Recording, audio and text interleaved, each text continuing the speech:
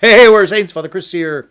Welcome to our Crucifixional live stream. Glad to have you beautiful people with us as we wrap up Father's Week. You know, as we've been saying throughout the week, fatherhood is under assault and really vanishing. We started it all with, I don't know if Greg has it, but this image that a marketing thing I got from DoorDash that said, it was a marketing thing for Father's Day, but it didn't say Happy Father's Day, right? It said hey, Father's Day sucks for some of you. Sorry if we offended you. Did it hurt? Were your feelings upset? We won't do it anymore. What in the hell are you talking about?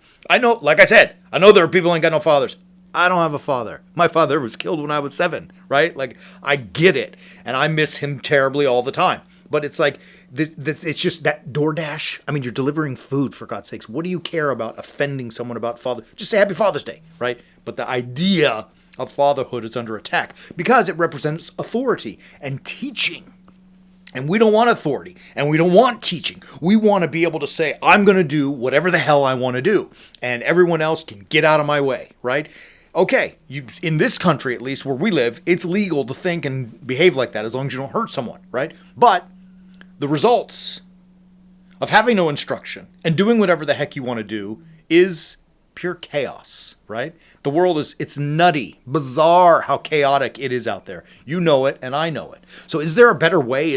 I don't know. I mean, call me crazy. Could we think outside the box here a little bit and say, I don't know, maybe listen to somebody, right? I know that as a father myself, I have tried, and we talked about it yesterday, what lights me up the most about being a father to my girls is teaching them and instructing them, reproving them, because I don't want them to be good. I want them to be great. And you know what?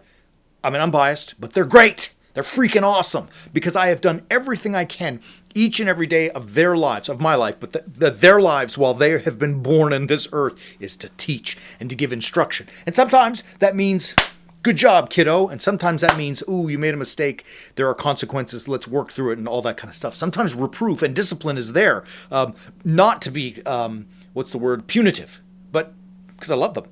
And because I don't want good girls. I want exceptional girls. And like I said, bragfully so, they are rock stars. Very often, this whole image of a father instructing and sometimes disciplining his child is uncomfortable for us when we realize that God is the Father who gives us his instruction and discipline and reproof, right? We don't like that. We don't ever want to be told, don't do whatever you want to do. Don't do that. We don't like that, right? But this is really, again, what leads to the chaos. Listen to Proverbs. Now, Proverbs gets it. Proverbs uses the metaphor of a father with his children to describe how we should be with God. In chapter 3, we hear, "My son, do not despise the Lord's discipline or be weary of his reproof, for the Lord reproves him whom he loves, as a father the son in whom he delights." Listen to it.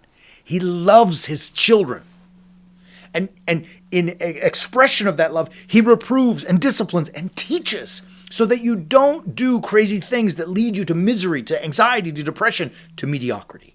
But you do the hard things, and they are hard. Life is hard, but it's awesome when you do his instruction. And look, anyone out there who tells themselves that they don't ever do anything wrong, they're fooling no one, not even themselves, right? Because they know that that's an absurd statement. Everyone screws up. Everyone makes bad choices. Everyone makes mistakes. If we do not have someone to correct us and get us back on the right path, it's only going to lead to destruction. And look, so many people who have removed fathers, who have removed faith, and ultimately have removed God and his instruction from their lives are just drowning in that misery, right? And you could tell me I'm wrong, and I know better, right? I mean, you could tell me that I'm wrong, but you know and I know that I'm right. If you abandon fatherhood, your faith, and ultimately God's instruction, you're going to end up in mediocrity. You're going to end up, forget mediocrity, misery, right? And it's all over the place, and you can see it. You may even be feeling it.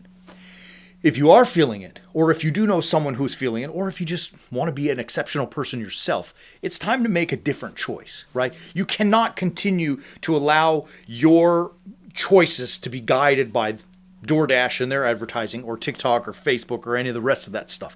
You can't. You've got to find a new reference, something new to help, new breath in your lungs. I want that because I love you, I want that to be the crucifixional life, right? I want you to take the gospel of Jesus and start living it. I'm going to help you, do that. I'm going to help teach you how to do that. All you need to do, just look.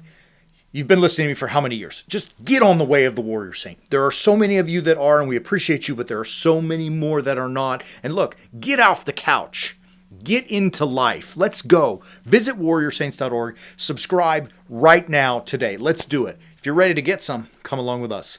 We'll be back next Monday to continue our live stream. We will also be here on Sunday at 9 and 10 a.m. Pacific for Orthros and Liturgy. Love you, beautiful people. It's been a fun week. As always, keep walking on the way of the warrior saint.